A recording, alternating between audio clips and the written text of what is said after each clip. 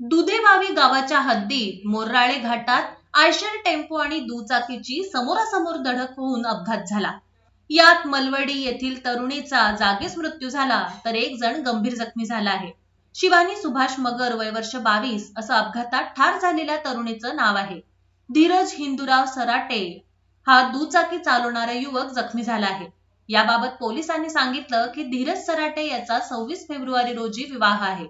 या निमित्ताने लग्नाची खरेदी करण्यासाठी तो घरगुती जिव्हाळ्याचे संबंध असलेल्या सुभाष मगर यांची कन्या शिवानीला दुचाकीवरून फलटणला सोबत घेऊन गेला होता. सुभाष मगर आणि धीरज सरोटे हे दोघे आध्यात्मिक वृत्तीचे असल्यामुळे दोन्ही कुटुंबात मोठा जिव्हाळा होता. खरेदी झाल्यानंतर परत दुचाकीवरून मलवडीला येत असताना मोगराळे घाटात एका वळणावर समोरून आलेल्या आयशर टेम्पोने त्यांच्या दुचाकीला धडक दिली.